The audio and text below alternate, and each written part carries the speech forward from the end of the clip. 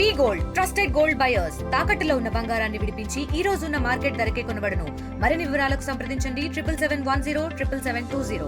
Nandyal 3 town CI Kammagiri Ramulu sir నాకు ఒకరోజు ఫిబ్రవరి 1వ తేదీ 9 గంటలకు ఆ సమయంలో రాత్రి 9 గంటల సమయంలో డ్యూటీలో నాకు పరిచయం అయినారు. పరిచయం అయ్యి ఆయన ఊరు మా ఊరు ఒకే ఊరు కదా అనే ఉద్దేశంతో సార్తో నేను మాట్లాడడం జరిగింది. ఎవరమ్మా నువ్వు ఎట్లా అంటే ఇట్లా పలానా సార్ అని చెప్పినాను. అయితే మా ఊరు అమ్మాయి కదా అన్నట్టు పరిచయం అయినాడు. పరిచయం అయ్యి నా సెల్ నెంబర్ తీసుకున్నారు. తీసుకొని ఆ రోజు మరుసటి రోజు నుంచి గుడ్ మార్నింగ్ బాయ్, ఏం చేస్తున్నావు, టిఫిన్ చేసినావా, బాగున్నావా అన్నట్టు డైలీ మెసేజ్ పెట్టేవాడు. నేను కూడా చనువుగా మా ఊరు సార్ కాదు అనే ఉద్దేశంతో సార్తో నేను కూడా మెసేజ్ చాటింగ్ చేసినాను. ఇట్లా చేసేసి ఆయన చనువుగా తీసుకొని ఒకరోజు అతని పట్ల నుంచి మాటలు కొంచెం వేరే విధంగా వచ్చినాయి. దాన్ని నేను గమనించి ఎన్నిసార్లు ఇట్లా మాట్లాడుతున్నానంటే ఏం లేదు, నువ్వు బాగుంటావు, బాగానే ఉంటావు, నువ్వేం అనుకోవద్దు ఇలా చెప్పుకొచ్చినాడు. ఆ విధంగా చెప్పడం వల్ల నేను కొంచెము సార్తో మాట్లాడడం కొద్ది రోజులు బంద్ చేసినాను. అయినా నాకు తరచు మెసేజ్లు పెట్టేవాడు. చూడు బాయ్ మాట్లాడు, అది ఇది, నీకు మొగుడు లేడు కదా, పిల్లలు కూడా నీ మాట వినడం లేదు కదా, నీకు ఒక తోడుగా ఉంటా, నిన్ను చూసుకుంటా, నీకు ఏదైనా ఇబ్బంది వస్తే కూడా నీకు నేను ఉంటాను, చూడు ఆలోచన చేయి అన్నట్టు చెప్పుకొచ్చినాడు. ఇది పద్ధతి కాదు సార్, నేను ఎంతసేపునో మీరు మా ఊరు సార్లు మా వాళ్ళు అన్నట్టు నేను మీ మీద అభిమానంతో మాట్లాడుతున్నా. అంటే అభిమానం అంటే ఎలాంటి అభిమానం అని చెప్పుకొచ్చినాను. అభిమానం అంటే అభిమానమే సార్ అన్న. అంటే అభిమానానికి సెక్సువల్కి తేడా ఉంది కదా సార్, అభిమానం నాకు అభిమానమే మీరంటే ఎప్పటికైనా కూడా నేను చెప్పుకొచ్చినాను. తర్వాత ఆయన అట్లనే నన్ను మాటకి డైవర్ట్ చేసుకుంటా, నన్ను ఏదో పొగుడుకుంటూ నన్ను డైవర్ట్గా మార్చేసినాడు. ఒకరోజు ఆయన వీడియో కాల్ కూడా చేసినాడు. చేసి ఆ రోజు స్టేషన్లో నీకు సరిగా చూడలేదు, నేను మాట్లాడాలని ఇష్టం ఉంటే మాట్లాడన్నట్టు నాకు వీడియో కాల్ కూడా చేయడం జరిగింది. అట్లా తరచు నాతో వాట్సాప్ కాల్ చేసి మాట్లాడేవాడు, నార్మల్ కాల్ చేసేవాడు కాదు. మెసేజ్ పెట్టినా నేను చూసిన వెంటనే ఆయన డిలీట్ చేసుకునేవాడు. ఇట్లా ఉండగా ఒకరోజు నీ పర్సనల్ ఫొటోస్ పంపు బాయ్, నువ్వు నా మీద నమ్మకం ఉంటే పెట్టు అన్నట్టు ఆయన నన్ను నమ్మించి ఇది చేసి నాతో బలవంతంగా అంటే ఒత్తిడి చేస్తూ, అంటే నీకు ఎలాంటి ఇబ్బంది రాదు, నీకు నేనున్నాను అన్నట్టు నాతో ఫొటోస్ షేర్ చేసుకున్నాడు. చేసుకున్న తర్వాత నుంచి ఆయన మళ్ళీ మరుసటి రోజు నుంచి నా నెంబర్ బ్లాక్ చేయడంతో ఎందుకు సార్ ఇట్లా చేసినారంటే, నువ్వు మంచిదానివి కాదు, నీ క్యారెక్టర్ లేదండి అట్లా ఇట్లా అని చెప్పించినాడు. నువ్వు ఎక్కువగా మాట్లాడితే నిన్ను నీ పిల్లల్ని నేను ఏమైనా చేయగలుగుతాను, నీ పిల్లలు కూడా నీ మాట వినడం లేదు, నీ పిల్లల మీద ఏదైనా కేసు పెట్టగలుగుతా, గంజాయి కేసు కానీ బెట్టింగ్ కేసు కానీ పెడతాను అన్నట్టు ఆయన బెదిరించుకొని వచ్చినాడు. ఇది రేపొద్దున ఫ్యూచర్లో నా పిల్లల్ని నన్ను అడ్డం పెట్టుకొని నా పిల్లల పైన ఏమైనా చేస్తాడని భయంతో పై ఆఫీసర్లని ఎస్పీ సార్ గారిని కలవడం జరిగింది. అక్కడ నుంచి ఏఎస్పీ మేడం దగ్గరికి వెళ్ళాను. ఏఎస్పీ మేడం గారికి ఉన్నట్టు చెప్పినాను, ఇట్లా జరిగింది మేడం అని.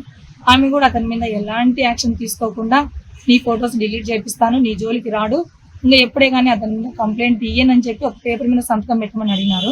అదేంది మేడం సంతకం పెట్టడము, చేసింది ఆయన, మాట్లాడింది ఆయన, చాటింగ్ చేసింది అతను, అసభ్యకరంగా మాట్లాడింది తను, నాకు లైఫ్ ఇస్తానంటూ మాట్లాడింది ఆయన. ఇప్పుడు మీరు ఫ్యూచర్లో ఏ కంప్లైంట్ ఇవ్వని పేపర్ మీద సైన్ పెట్టమని అడుగుతుంది మేడం. అయితే నేనేం చేయలేను, నువ్వు వెళ్ళొచ్చు అని నన్ను అక్కడి నుంచి పంపించేసింది. ఇక్కడ న్యాయం జరగకపోతే నేను డిఐజీ దగ్గరికి వెళ్తానని డిఐజీ సార్ దగ్గర కూడా పిల్లలు పోయి కలిసినాను.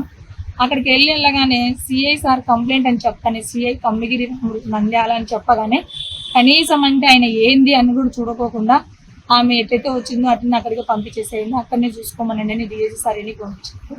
మళ్ళీ ఒక వారం తర్వాత మళ్ళీ పోయి డిఐజీ సార్కి డైరెక్ట్గా ఫోనే చేసినాను. వాట్సాప్ కాల్ చేస్తే ఆయన నా నెంబర్ బ్లాక్ చేసేసినాడు.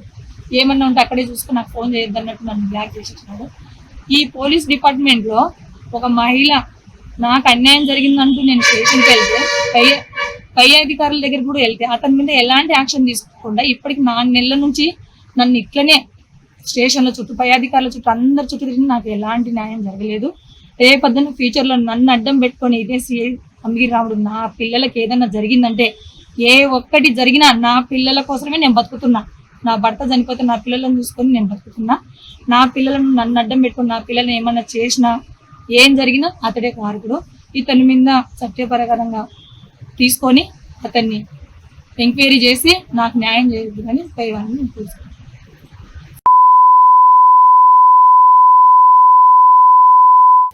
ఏ విధంగా ఎట్లా అడుగుతారు సార్ అంటే, నువ్వు అందంగా ఉంటావు, నువ్వు చాలా బాగుంటావు, నువ్వు రెవలు, నీ గురించి నేను కనుక్కున్నా, నువ్వు దాని లెక్క మాట్లాడతావు, డ్యూటీలలో నీ గురించి నేను అంతా తెలుసు, నువ్వు అందంగా ఉంటావు, బాగుంటావు రా, నీ డీపీ సూపర్లు ఉన్నాయి, అట్లా మాట్లాడేవాడు సార్.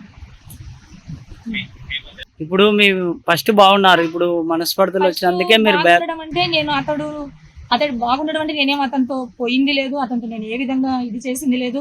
నీకు లైఫ్ ఇస్తాను, నిన్ను చూసుకుంటాను, నువ్వు నాకు ఇష్టం, నువ్వు బాగున్నావు, నువ్వు అందంగా ఉన్నావు అని నా దగ్గర అంటే అతని నేత్రానందం కోసమో మరి ఇంక ఏదైనా ఎంజాయ్మెంట్ కోసమో నా దగ్గర నీ పర్సనల్ ఫొటోస్ కావచ్చు, ఇంక ఏదైనా కావచ్చు, పంపిరా, నీకు ఎలాంటి ఇబ్బంది ఉండదు, ఫ్యూచర్లో నీకు ఎలాంటిది నేను రానిను అన్నట్టు తీసుకొని ఇప్పుడు నేను ఎప్పుడైతే బ్లాక్ చేసినాడో నేను అడుగుతానే నువ్వు ఇట్లా గిన్నె చేసినావు అంటే నీ ఫొటోస్ నీ వీడియోస్ నేను బయటికి స్ప్రెడ్ చేస్తాను, నోరు మూసుకొని ఉంటావా ఉండు, లేదంటే ఏం చేస్తావో చేసుకో, నీ బుద్ధి పుట్టినది చేసుకో. డిఐజీ కాడికి పోతాను అంటున్నావు, డిఐజీ కాడికి పోయినా ఎక్కడికి పోయినా నాకు ఉన్నది నాకుంది, నాకు డిఐజీ సార్ తెలుసు అన్న కాడికి చెప్పిస్తున్నాడు. మరి ఇది ఈయన చెప్పిన మాటలు చూస్తే డిఐజీ సార్ దగ్గరికి నేను వెళ్ళిన దాన్ని బట్టి చూస్తే డిఐజీ సార్కి సిఐ కమగిరి రాము సార్ గారికి ఇద్దరికి అనుబంధం ఉన్నట్టే అని నేను అనుకుంటున్నాను. ఎందుకంటే ఒక ఆడపిల్ల అన్యాయం జరిగిందని చెప్పి ఏ ఆడపిల్ల నేను ఫొటోస్ పెట్టుకుని ఏ ఆడపిల్ల నా ఇట్లా చేసినాడు, నాకు ఇట్లా అన్యాయం జరిగింది సార్, నన్ను బ్లాక్మెయిల్ చేస్తున్నాడు, నీ ఫొటోస్ పేటి పెడతాను అంటున్నాడు, అలా నా డిపార్ట్మెంట్లో పనిచేసి సిఏ సార్ అంటే కనీసం అంటే ఒక ఆడపిల్లకి ఇట్లా అన్యాయం జరిగిందని ఏఎస్పీ మేడం కానీ ఆమె కూడా ఒక లేడీనే, ఆమె ఒక ఆడపిల్లతో ఏమమ్మా ఏం జరిగిందని ఆమె విచారించని చేయలేదు. డిఐజీ సార్ కూడా ఎలాంటిది రెస్పాన్స్ అసలు కనీసం అంటే నేను ఇచ్చిన కంప్లైంట్ కూడా ఆయన తీసుకోలేదండి. మీరు బ్లాక్మెయిల్ చేస్తున్నారు అంటారు. మేమేం బ్లాక్మెయిల్ చేయడానికి నాకు అవసరం లేదు సార్, నేను కూడా ఎంప్లాయీనే, నాకు 60,000 70,000 నాకు శాలరీ పెన్షన్ వస్తుంది, బ్లాక్మెయిల్ చేయాల్సిన అవసరం నాకు లేదు. ఒకవేళ బ్లాక్మెయిల్ అంటే ఇది 8 months నుంచి జరుగుతుంది, 8 నెలల నుంచి జరుగుతుంది, ఫిబ్రవరి 1వ తేదీ నుంచి జరుగుతుంది. బ్లాక్మెయిల్ అంటే ఏందండి? బ్లాక్మెయిల్ అంటే ఏంది? బ్లాక్మెయిల్ చేయాల్సిన అవసరం ఒక ఆడపిల్ల వాడిని బ్లాక్మెయిల్ చేస్తే ఇప్పుడు వానికి ఇష్టం లేదు, నేను మెసేజ్ పెట్టాను అనుకోండి, ఒక ఆడపిల్ల నేనే మెసేజ్ పెట్టినప్పుడు వాడు ఇంకోసారి నేనే ఇబ్బంది పెడుతున్నా, బ్లాక్ చేయమనండి, నేనే బ్లాక్మెయిల్ చేస్తుంటే నా మీద కంప్లైంట్ పై అధికారికి బాగా చూసుకోవడం అంటే ఏమనేది బాగా చూసుకోవడం అంటే నేను అతన్ని బ్లాక్మెయిల్ చేస్తున్నానని వాడిని అంటున్నాడు కదా, బ్లాక్మెయిల్ చేస్తున్నానని ఆయన ఉద్దేశం ఉన్నప్పుడు పై అధికారికి ఎందుకు కంప్లైంట్ ఇవ్వలేకపోయినాడు? ఇప్పుడు నాకు అన్యాయం జరిగింది, నేను పై అధికారికి కంప్లైంట్ ఇస్తున్నాను, అలాగే ఒక అమ్మాయి కూడా అతను బ్లాక్మెయిల్ చేస్తుందని ఆయన చెప్తున్నాడు కదా, ఆయన కూడా పై అధికారులకు కంప్లైంట్ ఇవ్వచ్చు కదా, నన్ను అమ్మాయి ఇబ్బంది పెడుతుంది, మీరెందుకు ఇలాకపోయినారు? నేనే మిమ్మల్ని ఇబ్బంది పెడుతున్నా రైటు, నేనే మీ వెంట పడుతున్నా రైటు, అలాంటప్పుడు నేను ఇబ్బంది పెడుతున్నానని మీరు అనుకున్నప్పుడు నన్ను ఎందుకు మీరు పై ఆఫీసర్లకు కంప్లైంట్ చేయలేకపోయినారు? అదంతా ఎందుకు? ఏఎస్పీ మేడం గారు నాకు న్యాయం చెప్పినారు కదా, ఏఎస్పీ మేడం దగ్గరికి మేడం అమ్మాయి లేడీ, అమ్మాయి నేను వద్దంటున్నా కూడా నా వెంట పడుతుందని మీరు ఎందుకు చెప్పలేకపోయినారు? మేడంకి చెప్పొచ్చు కదా, మీకు ఇష్టం లేదు, మీకు ఇష్టం లేనప్పుడు నేను మీ వెంట పడుతున్నప్పుడు మీరెందుకు నా మీద కంప్లైంట్ లేకపోయినారు? ఇదంతా ఫ్రాడు, చేసింది ఆయన, గెలికింది ఆయన, నాకు లేని కొన్ని మాటలు చెప్పింది ఆయన. నేను ఒంటరి దాన్ని, నాకు భర్త లేడు, నా పిల్లలతో నేను కొన్ని ప్రాబ్లమ్స్ వల్ల ఇబ్బందిలో ఉన్నాను, నా బాధలు నేను పడుకుంటున్నా, కష్టం నేను చేసుకుంటున్నా, నీ గురించి నేను తెలుసుకున్నా, నీ పిల్లలు నీ మాట వినడం లేదు, నీ పిల్లలు నేను ఫ్యూచర్లో నేను ఒక ఆఫీసర్ని, ఏదన్నా ప్రాబ్లమ్స్ వస్తే నేను చూసుకుంటానన్న ఉద్దేశంతో మాట్లాడినాడు సార్ ఆయన. సరే నా పిల్లలను కూడా ఏదైనా ప్రాబ్లమ్స్ రేపొద్దున ఏమైనా నేను ఒక సీఏ కదా, నాకు కూడా ఏదో తోడుంటాను, నన్ను లైఫ్ ఇస్తాను, నీకు చూసుకుంటాను అంటున్నాడు కదా అన్నట్టు నేను మామూలుగా మాట్లాడినాను, నమ్మినాను సార్, అతన్ని నమ్మినా. నేను మాట్లాడాను ఇష్టం అని ఆయన అట్లా నన్ను ఇది చేసినాడు, నేను నీకు లైఫ్ ఇస్తాను, నీకు చూసుకుంటా, అవసరమైతే మ్యారేజ్ వరకైనా పోతాను. ఏమని నమ్మించాడు మిమ్మల్ని? అదే సార్, నువ్వు అంటే నాకు ఇష్టం, నీకు చూసుకుంటా, నీ పిల్లలను చూసుకుంటా, నీ పిల్లలకు ఎలాంటి ప్రాబ్లం లేకుండా చూసుకుంటా అంటే ఇద్దరు కలిసి ఉండాలని మీకు కూడా ఇష్టమే. ఆయన నాతో కలిసి ఉండాలనుకున్నాడో లేకుంటే ఆయన నేత్రానందం కోసం, నా ఫొటోస్ వరకు ఏమన్నా ఎంజాయ్మెంట్ కోసం ఆయన నాతో ఇలా కావాలనుకున్నాడో నాకైతే. నాకు లైఫ్ ఇచ్చేవాడు, నన్ను చూసుకునేవాడు, నా ఫొటోస్ తీసుకుంటానే నన్ను బ్లాక్ చేయడు అంటే అప్పటికి అర్థం ఏంది? లేకుంటే ఇంకే రకంగా ఉన్నానో ఏ రకంగా ఉన్నాడో, వాడు నేత్రానందం కోసమో వాడి ఆనందం కోసమో వాడు ఏ రకం కోసమో నా దగ్గర నుంచి తీసుకున్నాడు, నా ఆధారాలను పెట్టుకొని నన్ను బ్లాక్మెయిల్, నేను కాదు బ్లాక్మెయిల్ చేస్తున్నది అతను చేస్తున్నాడు, నేను కాదు బ్లాక్మెయిల్ చేస్తున్నది అతను చేస్తున్నాడు బ్లాక్మెయిల్. నా పిల్లలను అడ్డం పెట్టుకున్నాడు, నా పిల్లలను అడ్డం పెట్టుకొని నీ పిల్లలను ఇరికిస్తా, మీ దగ్గర నుంచి ఏం ఆశించి మీ పిల్లల్ని ఇబ్బంది పెడతా అన్నాడు. ఒక ఆడదాని నుంచి ఒక మొగోడు ఏం ఆశిస్తాడండి? ఇప్పుడు ఆడేం అడక తినేటోడు కాదు కదా, ఆయన ఒక పోలీస్ ఆఫీసరు, డబ్బు అంటే ఆయన దగ్గర ఉండొచ్చు, ఒక ఆడదాన్ని ఏ రకంగా ఆశిస్తాడు? ఇలాంటి సమస్యలు ఆయన మీద ఆరోపణలు చాలా ఉన్నాయి, చాలా అమ్మాయిలతో కూడా అతనికి డీలింగ్స్ ఉన్నాయి. ఆ విషయాలు కూడా నాకు తెలిసి నేను తిట్టడం జరిగింది కమగిరి రామ్ని, నీకెంతమంది అమ్మాయిలు కావాలా అని. నేను కూడా మాట్లాడకూడని మాటలు కూడా మాట్లాడినాను అతన్ని. దానికి అతని నుంచి ఎలాంటి రెస్పాండ్ లేదు. అయినా ఆయన క్యారెక్టర్ మంచిది కాదు. అదే అండి, నన్ను బాగా ఇబ్బంది పెట్టి ఇప్పటికి కూడా నా పిల్లలకి ఏది ఇన్ని జరిగింది రోజులు లేని ఇప్పుడే ఎందుకు కంప్లైంట్ చేయాల్సి వచ్చింది మీరు? ఇన్ని రోజులు అంటే నేను 4 నెలల నుంచి ఆయన ఏ రోజైతే నన్ను బ్లాక్ చేసినాడో నేను ఆ రోజు నుంచి 4 months నుంచి నేను ఎంతో పడుతూనే ఉన్నాను. నాకు న్యాయం చేయండి, నాకు న్యాయం చేయండి, నాకు న్యాయం చేయండి. డిపార్ట్మెంట్ పరంగా అన్ని చోట్లకి తిరిగినాను. ఓన్లీ బ్లాక్ చేసినందుకే మీరు బయటకు వచ్చారు. బ్లాక్ చేసినందుకు నా ఎవిడెన్స్ తీసుకున్నాక నన్ను బ్లాక్ చేసినాడు. నేను అడిగేది ఏంది, నా ఫోటోస్ బ్లాక్ చేయకోకుండా నా ప్రాబ్లం ఏదో చెప్పాలి కదా. అదేందో ముందే బ్లాక్ చేయొచ్చు కదా, ముందే ఎందుకు బ్లాక్ చేయలేకపోయినావు? రాజకీయ నాయకులు ఏమన్నా కలిసారా మీరు? మేము ఎవరిని మినిస్టర్ సార్, రాజకీయ నాయకులు మినిస్టర్ సార్ దగ్గరికి వెళ్ళానండి. నేను ఫస్ట్ ఏ మినిస్టర్? మన ఫరూక్ సార్ దగ్గరికి వెళ్ళాను. నాకు ఎప్పుడైతే ఈయన నన్ను బ్లాక్ చేశాడో నేను ఫోన్ చేసి, నా ఫోన్ పని చేయలేదు, వేరే ఫోన్తో ఫోన్ చేసి మాట్లాడినాను. ఎందుకు నువ్వు ఇట్లా చేసినావు అంటే, నువ్వు ఇట్లా సతాయించిన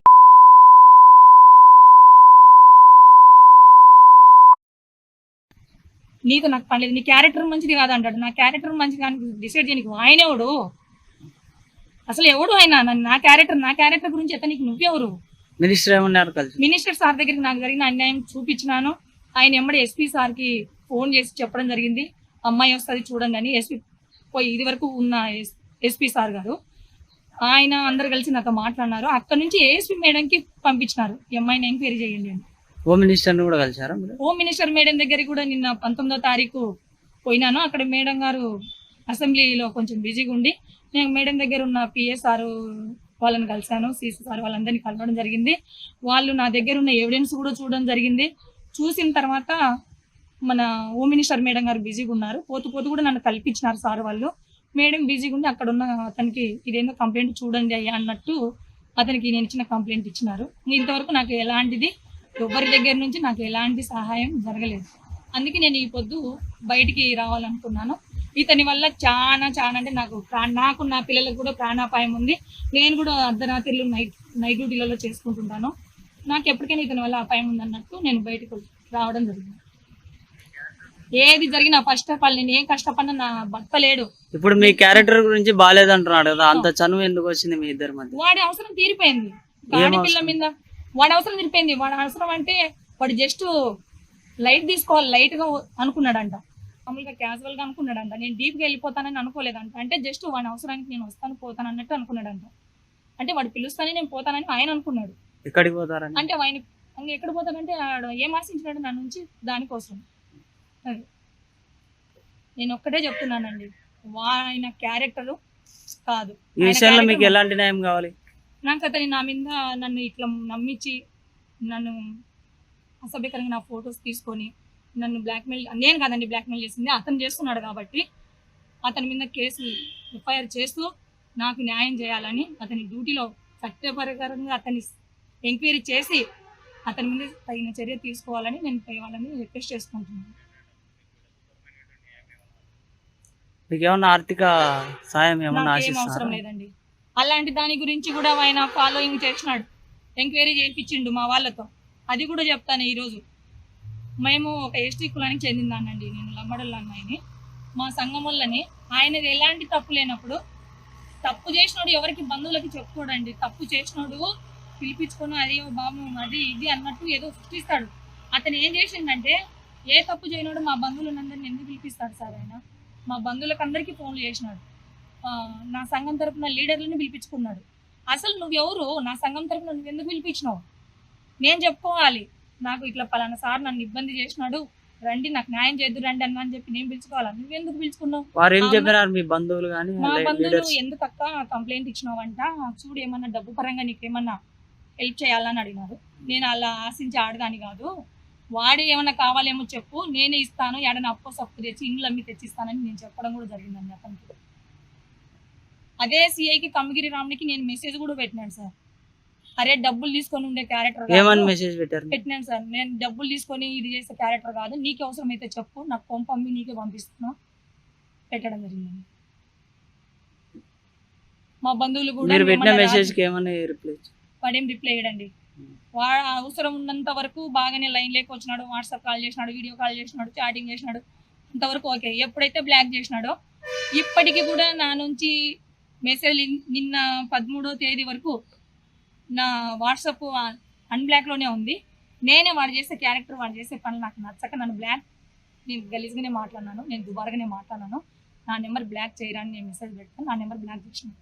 లేదంటే నేను స్టేషన్ కాడికి వచ్చి డబ్బులు చెప్తాను అన్నాను, నా నెంబర్ బ్లాక్ చేసినాను. ఆయన చేసే ఇదిలు, ఆయన చేసే పంచాయతీలు, ఆయన మాట్లాడే మాటలు రోజు తెలుస్తుంది. నేనైతే రోజు అతన్ని ఫోన్ చేసి తిట్టకుండా తిడుతున్నాను సార్. బండాత్మూరు కానీ నందికొట్కూరు కానీ ఏదైనా కేసు విషయంలో మీరు సిఐని కలిసినారా? బండాత్మకూరులో కలిసింది. బండాత్మకూరులో అవును. గతం ఏం ఏ అంటే ఆయన సిఐ కాదండి, అప్పుడు ఎస్ఐ. మా హస్బెండ్ ఉన్నారు అప్పుడు, ఆ. మా ఆయన ఉన్నాడు. మాకు ఒక డబ్బుల విషయంలో ఎవరికి మధ్య కేసు? మేము ఒక వెహికల్ అమ్ముకున్నాం. మా ఆయన ఉన్నప్పుడు మా దగ్గర ఒక వెహికల్ ఉండింది. వెహికల్ అమ్ముకుంటే డబ్బులు ఇవ్వట్లేదు వాడు. ఆ విషయంలో నేను, మా హస్బెండ్, మా ఆయన కలిసి వాళ్ళ తమ్ముడు వాళ్ళు మా ఊర్లో అవుకులు ఉన్నారు, అమీర్ రామ్ సార్ వాళ్ళ తమ్ముడు వాళ్ళని తీసుకొని ఈ సర్కిల్కి వచ్చిన ఊరికి సంబంధించి పలానా సార్ అంటే ఏదో మాకు న్యాయం చేస్తాడు కదా అన్నట్టు వెళ్ళినాం సార్. అక్కడికి వెళ్తే వాళ్ళ ఇంటికే పోయినాం, వాళ్ళ ఇంట్లో తిన్నాము, ఉన్నాము. మాకు మా ఊరల్లో కదా వాళ్ళ తమ్ముడు ముఖం చూసి మాకు ఏదో సాయం చేసినారు, మా డబ్బులు మాకు ఇచ్చినారు. ఆ అభిమానంతోనే నాకు ఫిబ్రవరి 1వ తేదీ నైట్ నాకు సార్ హెల్ప్ చేసిండు కదా అని ఎదురుగా కనిపిస్తే నేను మాట్లాడినాను సార్. ఆ సమయంలో ఎందుకు వచ్చినాడు ఆయన? ఆయన నైట్ డ్యూటీలు మామూలుగా 3 టౌన్ మాకు రైల్వే స్టేషన్కి సంబంధించి నైట్ డ్యూటీలకు వస్తుంటారు సార్. 3 టౌన్ నైట్ డ్యూటీలలో ఉంటారు వాళ్ళు.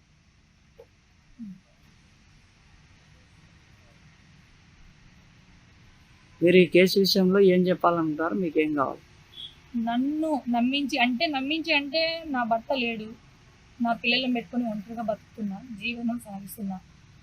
నా బతుకు నేను బతుకుతున్న దాని ఇదిలోకి వచ్చింది ఆయన, మాట్లాడింది తను, నా ఫొటోస్ అవి ఇవి తీసుకుంది తను. ఇప్పుడు ఆయన బ్లాక్ చేసి ఏదో ఒక నా క్యారెక్టర్ మీద నింద వేస్తూ చేసింది ఆయన అయితే, మళ్ళీ నా క్యారెక్టర్ మీద నాకు నింద చేస్తూ చేసినాడు. కాబట్టి నేను మనస్తాపానికి గురైపోయి నేను మానసికంగా చాలా ఇబ్బంది అవుతున్నాను, చాలా అనారోగ్యంతో కూడా బాధపడడం జరుగుతుంది. ఈ 2-3 నెలల నుంచి కూడా నేను హాస్పిటల్లో డ్యూటీలో కూడా లేను. 2 నెలలు హెల్త్ పరంగా బాగాలేక నేను డ్యూటీలో కూడా లేను. చాలా మానసికంగా ఇబ్బంది అవుతుంది. అతనికి నన్ను ఇట్లా చేసినందుకు అతని మీద కేసు పెట్టి ఎఫ్ఐఆర్ చేసి అతన్ని విచారణ చేసి అతని డ్యూటీ నుంచి ఇది చేయాలని చెప్పి నేను కోరుతున్నాను. నాకు జరిగినట్టు ఇంకొక అమ్మాయి జోలికి పోకూడదు. ఫ్యూచర్లో ఆయన చాలా జరిగినాయి, ఆయన కథలు చాలా ఉన్నాయి.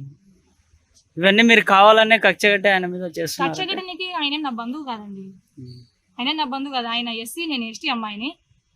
నాకైనా ఆయన ఏమంటే అభిమానం అంతే. సార్ ఏదో మాకు ఒకప్పుడు హెల్ప్ చేసినాడని చెప్పి. నేనేం రాజకీయ రాయల్ని కాదు, ఆయన పోలీస్ ఆఫీసరు, నేను రైల్వే డిపార్ట్మెంట్. చాలా ఉన్నాయంటున్నారు, ఏమున్నాయి? అమ్మాయిల విషయంలో చాలా కామందుడు అండి ఆయన.